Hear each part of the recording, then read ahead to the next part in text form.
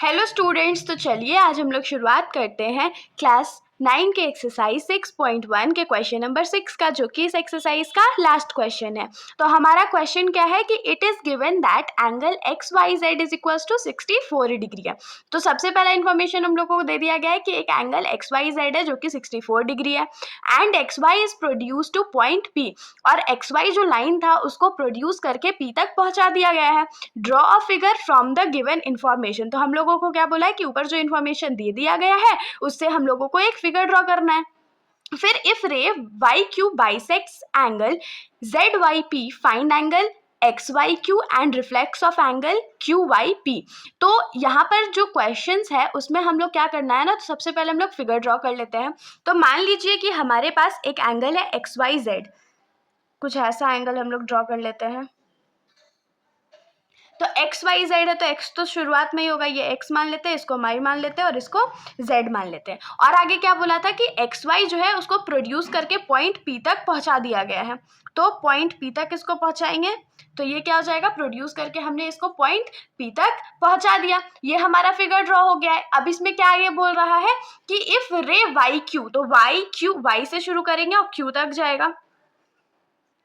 तो वो क्या कर रहा है, bisects angle Z Y P को बाइसेक्ट कर रहा है, मतलब कि ये एंगल जो होगा वो इस एंगल के बराबर होगा। तो हम लोगों को एक्स वाई क्यू फाइंड करना है, एक्स वाई और इसका नाम है क्यू, तो एक्स वाई क्यू ये वाला फुल एंगल फाइंड करना है, और reflex of angle Q Y P का रिफ्लेक्स एंगल हम लोगों को फाइंड करना है। और हम लोग को क्या गिवन था कि एंगल एक्स वाई जेड जो है ये 64 डिग्री हम लोग को शुरू में ही दे दिया गया था।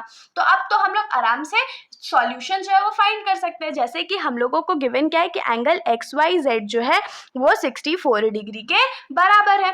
अब इसमें हम लोगों को क्या बोला है कि वाई क्यू जो है वो बाइसेक्ट करता है एंगल जेड वाई पी को, तो जेड वाई पी को बाइसेक्ट कर रहा है ना, तो अगर बाइसेक्ट करेगा तो हम लोग यहाँ से क्या लिख सकते हैं कि एंगल जेड वाई क्यू जो है वो किसके बराबर हो जाएगा, तो एंगल क्यू वाई पी के बराबर हो जाएगा। अगर कोई भी रे जो है वो किसी भी एंगल को बाइसेक्ट करता है तो उस एंगल से जो दो अलग अलग एंगल्स फॉर्म हुए हैं वो आपस में इक्वल होते हैं। होप्स आप लोगों को समझ में आया होगा। तो इसको हम लोग इक्वेशन नंबर 1 मान लेते हैं। अब देखिए, अगर इस एंगल और इस पूरे एंगल को हम लोग ऐड करें तो 180 डिग्री आएगा ना। 180 डिग्री क्यों आएगा, लीनियर पेयर से, क्योंकि ये स्ट्रेट लाइन है, ये हमारा एक एंगल है और ये दूसरा एंगल है। तो किसी भी स्ट्रेट लाइन पे अगर दो एंगल्स हैं तो उसको जब हम लोग सम करते हैं तो वो 180 डिग्री के बराबर होता है। तो हम लोग यहाँ से क्या लिख सकते हैं कि एंगल एक्स वाई जेड जो है उसमें जब हम लोग एंगल जेड वाई पी को ऐड करेंगे तो वो 180 डिग्री के बराबर आएगा। और इसका रीजन क्या हो जाएगा, तो लीनियर पेयर। तो एंगल एक्स वाई जेड जो है, एक्स वाई जेड का तो वैल्यू हम लोगों को पता है 64 degree, plus angle Z Y P is equals to 180 degree हो जाएगा। तो angle Z Y P is equals to क्या हो जाएगा, 180 डिग्री माइनस 64 डिग्री। तो यहाँ से एंगल जेड वाई पी जो है वो हम लोगों के पास कितना आ जाएगा, तो 116 डिग्री। तो एंगल जेड वाई पी का तो वैल्यू अब हम लोगों के पास आ गया है। और हम लोग अब क्या लिख सकते हैं, या इसको हम लोग सर्कल कर लेते हैं। तो जेड वाई पी एंगल जो था उसको हम लोग क्या लिख सकते हैं, तो angle Z Y Q plus angle Q Y P. तो हम लोग यहाँ क्या लिख सकते हैं कि angle Z Y P is equals to क्या हो जाएगा, तो angle Z Y Q plus angle Q Y P. ये तो हम लोग लिख सकते थे। अब ये एंगल जो है वो कितने के बराबर है, तो 116 के बराबर है।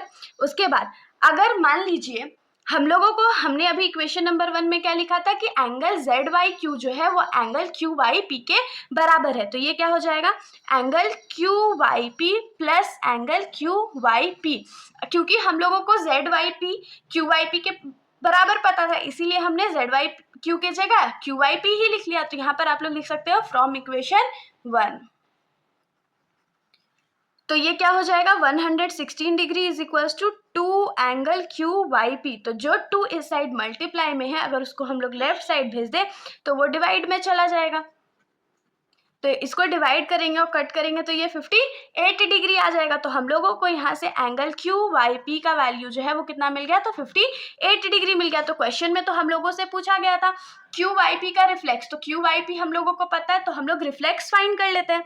तो हम लोग लिखेंगे reflex of angle Q Y P is equals to क्या होता है, रिफ्लेक्स फाइंड करने मैंने आप लोगों को कैसे बताया, तो 360 डिग्री में से जो एंगल का रिफ्लेक्स फाइंड करने बोला है उसको माइनस कर दो, तो ये क्या हो जाएगा 360 डिग्री माइनस 58 डिग्री, तो क्या हो जाएगा 302 डिग्री।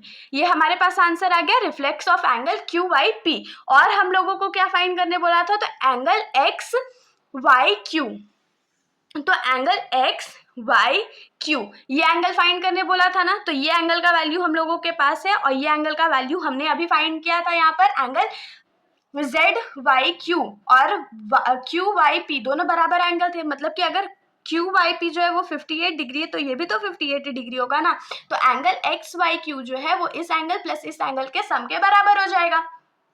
तो हम लोग लिखेंगे कि एंगल एक्स वाई क्यू जो है वो किसके बराबर होगा, तो angle X Y Z plus angle Z Y Q के बराबर होगा। तो angle X Y Q is equals to क्या हो जाएगा, एक्स वाई जेड का तो 64 डिग्री वैल्यू था और जेड वाई क्यू का वैल्यू 58 डिग्री था, तो ये दोनों को जब ऐड करेंगे तो हमारे पास जो सम है वो 122 डिग्री आएगा। तो यहाँ से हम लोग क्या लिख सकते हैं कि एक्स वाई क्यू जो है वो 122 डिग्री के बराबर है। तो हम लोग लास्ट स्टेटमेंट क्या लिखेंगे कि therefore angle X Y Q जो है वो 122 डिग्री है and reflex of angle Q Y P जो है वो 302 डिग्री के बराबर है। ये हमारा आंसर हो गया। तो इसके साथ हमारा ये जो सॉल्यूशन है यहीं पर खत्म हो जाता है। अगर आप लोगों को कोई भी डाउट हो तो आप लोग कमेंट सेक्शन में बेशक पूछ सकते हो, वरना अगर आप लोगों को वीडियो अच्छी लगी तो वीडियो को लाइक कर दीजिएगा और मेरे चैनल को बिना सब्सक्राइब किए कहीं मत जाइएगा। Thank you.